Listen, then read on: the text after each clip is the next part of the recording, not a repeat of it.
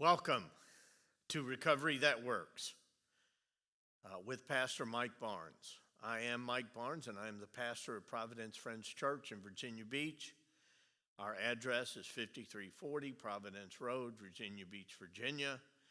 Our phone number here is 757-420-3969. And also, you can reach me at my personal email at friendspastormike@gmail.com. But welcome. I'm so glad you joined us today. What I teach here, and this is the third part of this, is what is known as Christ-centered recovery, or the biblical 12 steps. We have a recovery meeting here at 7 o'clock on Saturdays where we teach Christ-centered recovery. The name of the meeting is Exchange Life Fellowship, which you are more than welcome to join us here at the church, 7 p.m. on Saturdays. Also, we have a transitional homes that help men make transition from either incarceration or drug rehab. And it's been very successful. We're beginning our 5th year with this, and it's called Friends Faith House. So if you have any questions about either one of those things, please contact me. Or if you have any questions about the video today. So let's begin. This is the third part of this video series. You can access the first two parts from our YouTube channel, Providence Evangelical Friends YouTube channel, and I would encourage you to watch them. But this installment involves step 2. Step 2 says that we came to believe that a power greater than ourselves could restore us to sanity, or the idea of a higher power. Now, I understand, I want to talk to you about higher power today, that there is differences of views among this idea of higher power.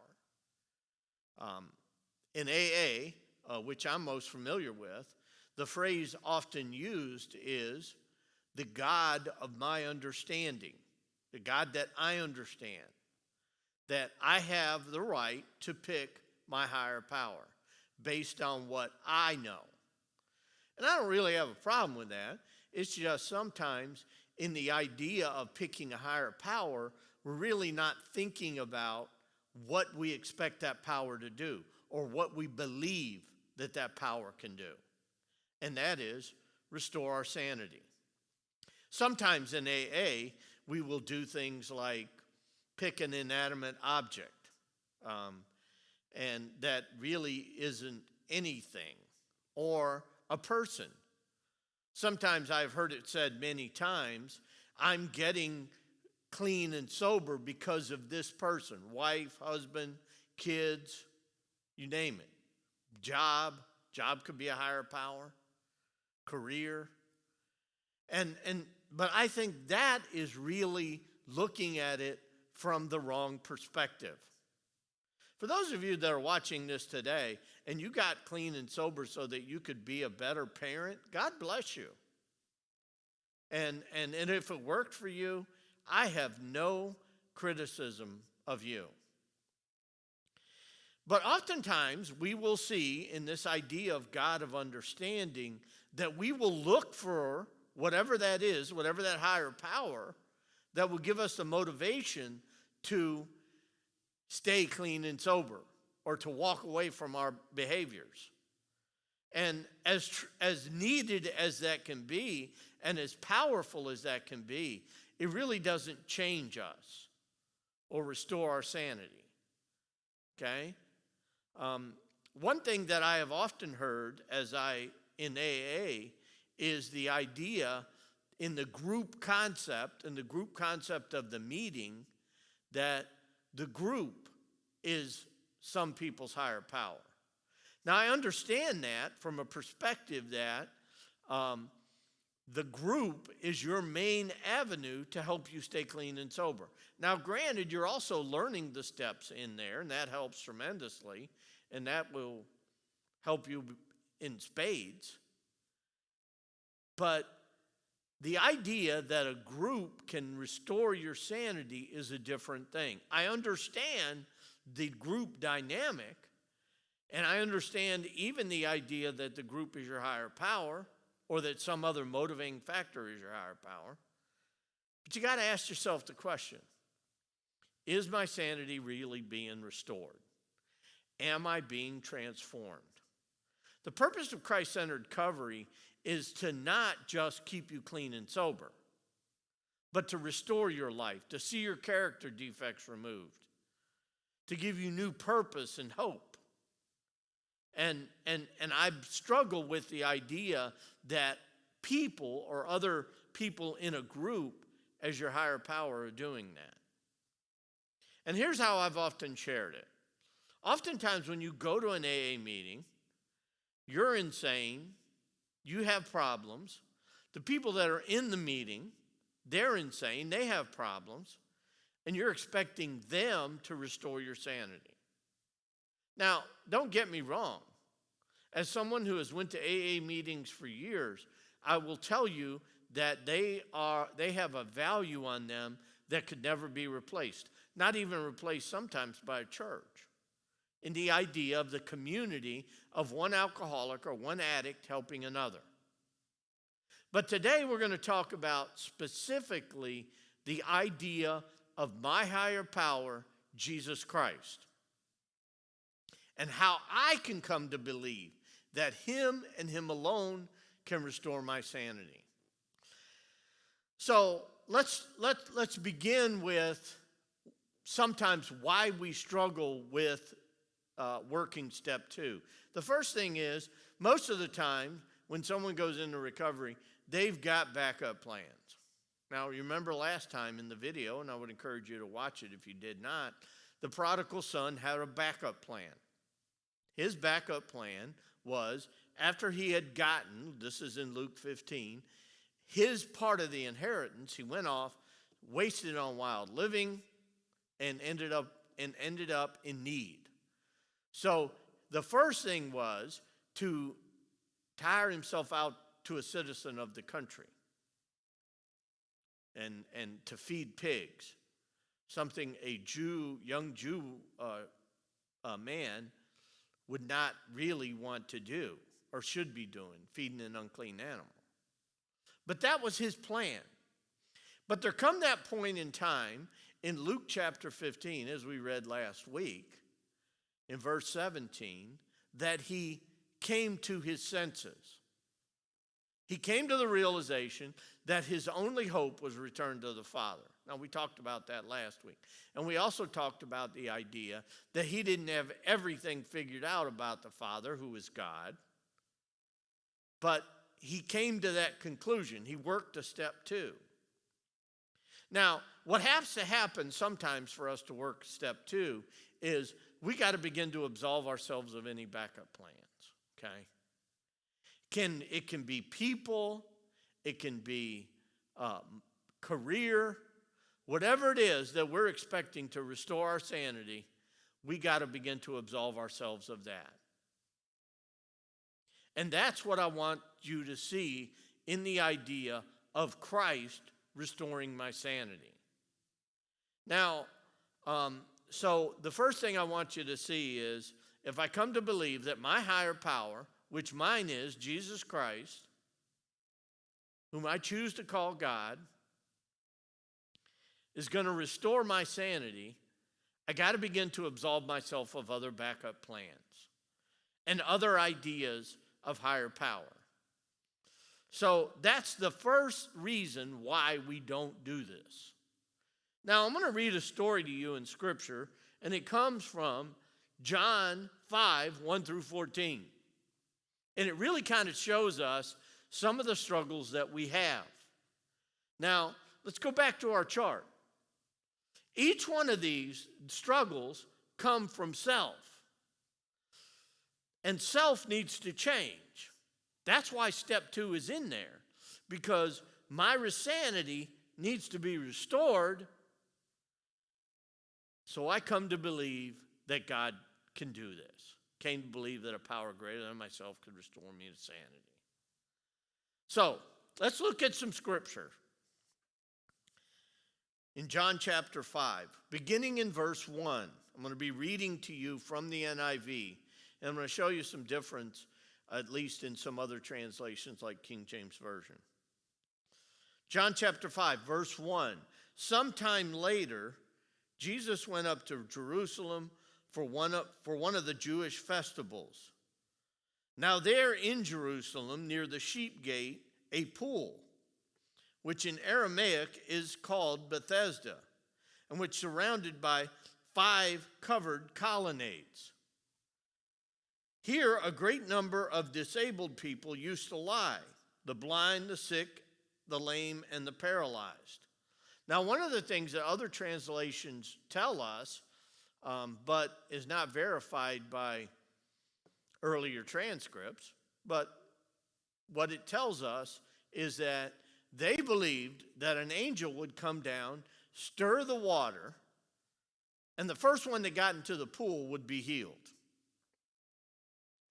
But Jesus meets this guy who is one who has been an invalid for 38 years. Now, an invalid means he was unable physically to get into the pool and receive the healing that it was supposed to bring. Someone would always get in ahead of him. Based on the belief, it was the first person that got into the pool. Verse 6. When Jesus saw him lying there and learned that he had been in this condition for a long time, he asked him, "Do you want to get well?" That's the first thing that I want you to see in this contact. We could look at the situation the guy was in, and he wasn't going to get into that pool first, even if this were true, which I struggle with believing it. But even if this were true, he wasn't going to get in there first because he was an invalid, totally paralyzed. And for all these years, people carried him and laid him at the pool. And he had no one to help him get into the water.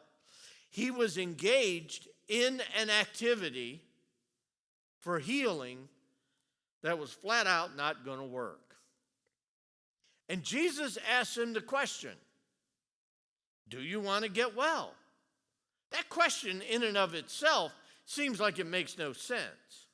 Do you want to get well? I mean, the guy had been doing this for 30 years. He's doing everything he can. Of course he wants to get well. And you would think that in his answer that he would relay that. It's a simple yes or no question. Do you want to get well? The answer should have been yes. But look at how he responds. "Sir," the invalid replied, "I have no one to help me get into the pool when the water is stirred, and while I am trying to get in, someone else gets in ahead of me." So instead of just saying, "Yes, I want to get well," he begins to explain why he can't get well. All right? Oftentimes in the idea of higher power, we begin to be satisfied in the feeling that we're just doing the best we can. We can't fix ourselves. All right, we understand that. But we begin to find some solace. Also, we see this community that the guy was with. These people that were blind, sick, lame, paralyzed, that hung out in this colonnade. Maybe the guy found some solace of being around people in the same shape that he was in. Kind of like this blind, sick, and lame club. But in his answer, which I think is important, he's telling Jesus, "This is what I'm doing, and as long as I keep doing this, if this doesn't work, I don't have any hope." Now remember, Insanity is doing the same things over and over, hoping to get a different result. And you got to admit that's what this guy is doing. He keeps doing the same thing, keeps showing up there every day. God bless him for his faithfulness. But it has no connection to a higher power. But I want my sanity restored. I don't just want the feeling that I'm doing the best I can. And that's oftentimes why step 2 doesn't work. Because instead of relying on a higher power, we keep relying on our efforts and keep looking at our efforts as doing the best we can. But this guy wasn't doing that. He wasn't getting better. He may have been doing the best he could. He may have had friends that carried him there each day. He may have had a community there that he was connected to. But he wasn't getting better. In verse 8, Jesus responds to him. And Jesus said, "Get up, pick up your mat, and walk." At once the man was cured, and he picked up his mat, and he walked. Now, that's really interesting. Do you think for a second that Jesus had any other intention except for healing this guy? No, he did not. He wanted to see if this guy was really going to trust him. So Jesus says, by faith, get up, pick up your mat, and walk. Now, for someone who doesn't walk and has been an invalid for 38 years, that must have been something really interesting. So at that moment in time, he came to believe that a power greater than himself could restore him because he followed the power, which is Jesus Christ. And things worked out for him. Now today, as you look at your life, and maybe you find in your life personally that you need some restoration. You need your sanity restored. And you have tried everything. You have tried looking at drugs, alcohol, or even prescription medications, psychiatrists, or maybe even other people in your life. But you still struggle with these areas. It's because you haven't come to believe that a power greater than yourself, our higher power, Jesus Christ, can restore your sanity. And you keep doing the same things over and over again, or as the prodigal son did when he decided to go work in the hog pen. You just try your way another way. The difference in this story is not that this guy wasn't trying, but it wasn't working. Because remember, if my higher power is going to restore my sanity, he's going to restore me, Jesus Christ, from the inside out. And then once that begins to occur, all of the destructive behaviors, codependency, addiction, anxiety, depression, eating disorders, fits of rage, begin to be less of an effect on our life because we have come to believe in him. Now, one thing about step 2 that I've often shared with people, and I think is key as it relates to Jesus, is in step 2, we begin to set ourselves up really for life change. But Jesus doesn't want to be one of many solutions in your life. Jesus in this story did not want to be part of the man's solution. He didn't want to help the man, which he could, get into the water if the water was truly stirred. Jesus doesn't even address that. No, he wanted him to be his only option. And that's what I want to leave you with today. As we talk about all these different things as they relate to higher power, Jesus doesn't, for him to work in your life, you got to begin to eliminate backup plans, okay? And you know them. They are things that can become our higher power. Other people, career, money, ego, whatever it is, we have to begin to dissolve ourselves of other higher powers. And maybe today we just need to recognize them as our higher power. Sometimes people don't go into recovery because they don't want people to know that they're struggling. Okay, I understand that. That's why groups like AA or groups like we have on Saturday night, where you can come into the group in an anonymous way, are so helpful.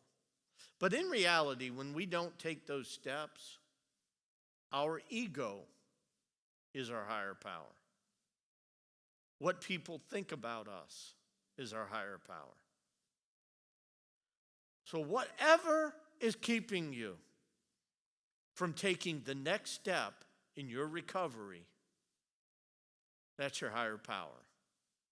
And sometimes in this search to find happiness and recovery, we just go from higher power to higher power. When the real higher power is just asking us to believe him. I came to believe that a power greater than myself could restore me to sanity. I came to believe that Jesus Christ, as my higher power, can restore me to sanity. And I want you to know today, he can. And he will. If you're willing to absolve yourself of backup plans, realize the insanity, and take the next step of believing in him. I really want to thank you for watching this video. Once again, I want to encourage you to watch the 2 previous parts to this. They all kind of go together. We will be uploading these videos, hopefully, about every Friday. And also, I would like to invite you to our church, Providence Friends Church, 5340 Providence Road. Our morning service is at 10:30. And I want to encourage you to come and check us out. And we have a multi-generational, multicultural church. We have great worship and a word that comes from me each Sunday that can help you as you move forward. Thank you so much for joining us today. Remember, there is a higher power. The higher power is Jesus Christ. And he's asking you today, maybe, do you want to get well? And when you come back to him and you answer that question, is it just about you trying your way or continuing to do the same things over and over, hoping that produces different results? Or is it just your way, another way? That's really a good question to ask. So I want to close our time today, once again, with our serenity prayer that we use here on Saturday nights.